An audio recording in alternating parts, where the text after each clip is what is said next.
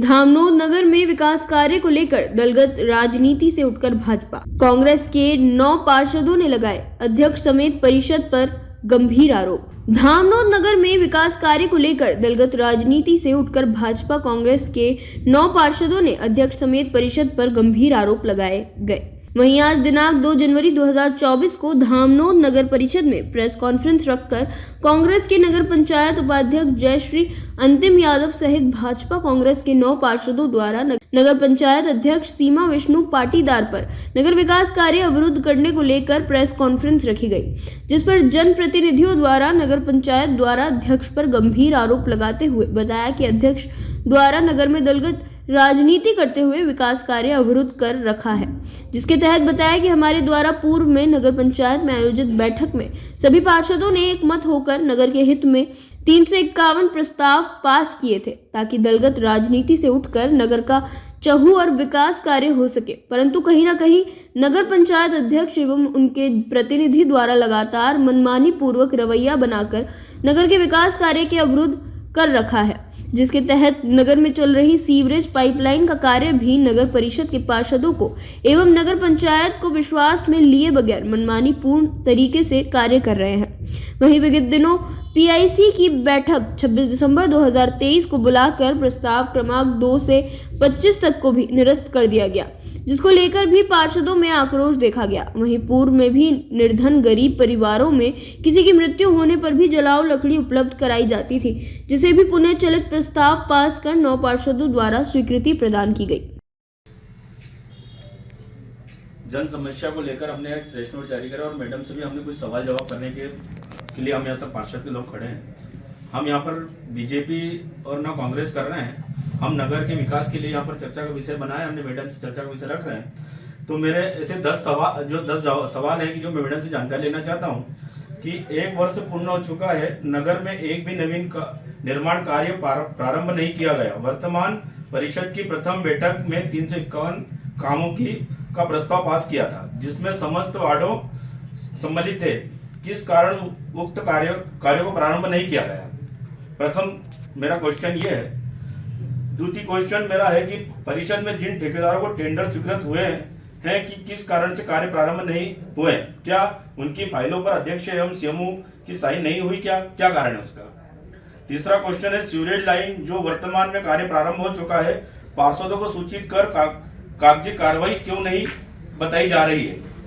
जो पूर्व में ठेकेदारों को ठेके दिए गए थे, उन्हें कार्य क्यों नहीं करने दिया जा रहा है?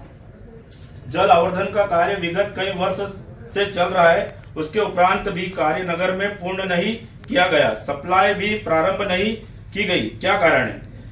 पीआईसी की बैठक में जिन 2 कर्मचारियों को निलंबित करने का प्रस्ताव पारित किया गया या नहीं, स्पष्ट किया जाए।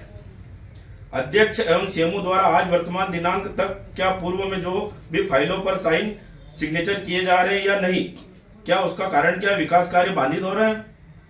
शासन द्वारा निकाय को विभिन्न निर्माण कार्य विकास कार्यों हेतु कायाकल्प योजना अंतर्गत राशि प्रदान की गई थी, परंतु वर्तमान दिनांक तक उक्त योजना अंतर्गत किसी वार्ड में कोई भी कार्य नहीं किया गया।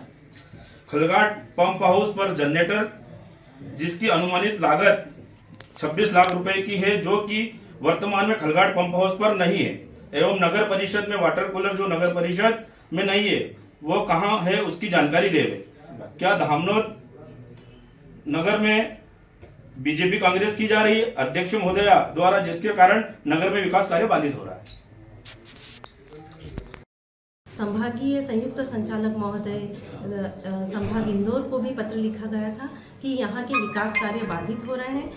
चूँकि इसमें हमारी गलती नहीं है, क्योंकि अध्यक्ष महोदय श्रीमती सीमा विष्णु पाटीदार द्वारा 22 फरवरी 2023 से लेकर आज दिनांक 2 जनवरी 2024 तक किसी भी फाइल पर किसी भी निर्माण संबंधी नोटिस पर हस्ताक्षर नहीं किए गए हैं, जिस कारण कोई भी वर्क ऑर्डर जारी नहीं हो पाया है, ना ही कोई एग्रीमेंट साइन हो पाया है। मैडम, जैसे अभी नगर में एक सीवरेज पाइप लाइन डल रही है, बताया जाता है कि उक्त सीवरेज लाइन जो हो रही डल रही है उसमें भी ना तो परिषद के पार्षदों को, जिम्मेदार पार्षदों को जानकारी दी जा रही है, ना नगर पंचायत की अनुमति ली गई है। क्या है पूरा मामला? ये हमारे संज्ञान में नहीं है। इनके द्वारा सीवरेज वालों के द्वारा जो कार्य किया जा रहा है, इस संबंध में हमारे द्वारा इंदौर पीआईयू को कई पत्र लिखे गए, जिसमें डीपीआर की कॉपी और अन्य दस्तावेज मांगे गए। यदि वो प्राप्त हो जाते हैं तो हमारे द्वारा पार्षद महोदय को अवलोकन करा दिया जाएगा। मैडम, इन कार्यों को आप रोक नहीं सकते क्या, ये जो हो रहे हैं बिना अनुमति से? इनमें अध्यक्ष जी का ये बोलना है कि विकास कार्य हो रहे हैं, इसलिए यहाँ पर कोई भी किसी भी तरह का विघ्न न डाला जाए, अन्यथा संपूर्ण जवाबदारी तो आपके द्वारा डीपीआर अभी तक चेक नहीं की गई? नहीं, हमें आज दिनांक तक डीपीआर न तो प्राप्त हुई है, ना ही कोई जानकारी मिला। तो आपको पावर नहीं है कि उसका रोक दिया जाए लेटर जारी करके काम? हमारे द्वारा कई पत्र लिखा गया उनको कि आप हमें डीपीआर उपलब्ध कराएं, हमें जानकारी देवे, लेकिन आज दिनांक तक उनके द्वारा कोई जानकारी नहीं दी थी।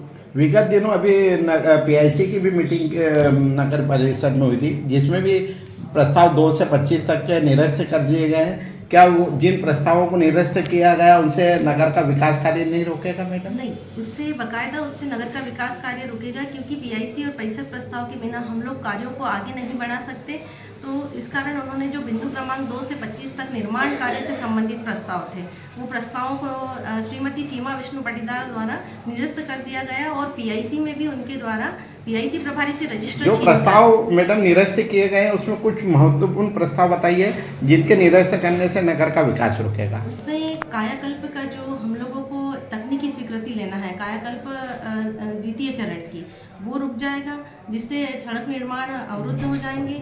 इसके पूर्व में भी पाटीदार समाज के द्वारा वहाँ पर धरना दिया गया था निर्माण कार्य के संबंध में, वो कार्य अवरुद्ध हो जाएंगे। मैडम जी, जैसे अभी कुछ बताया जाता है कि कुछ बहुत सारी राशि लाखों रुपए की निरस्त होने के कगार पे, जो पहले से फंड आया हुआ है, काम नहीं होने के कारण वो वापस राशि लेप्स हो सकती है, जिससे भी नगर का विकास रुकेगा।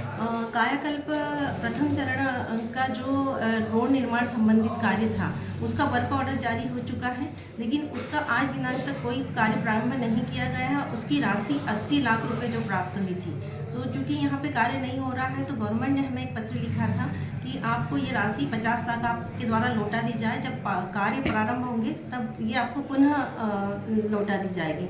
बट आज दिनांक तक हमारे द्वारा वो राशि नहीं लौटाई गई है। चूंकि कार्य नहीं हो रहा है, इसलिए राशि लैप्स हो सकती है। मैडम, जैसे कि गरीब लोगों के अंत्येष्टि के लिए भी पूर्व में नगर परिषद द्वारा लकड़ी और कई सामग्री दी जाती थी, जिसे भी जिसको लेके क्या है पूरा मामला? अध्यक्ष जी श्रीमती सीमा विष्णु पाटीदार के द्वारा ये अंत्येष्टि के लिए जो लकड़ी प्रदान की जाती थी, वो उन्होंने बिल्कुल बीच में रोक लगा दी थी कि ये लकड़ी ना प्रदान की जाए।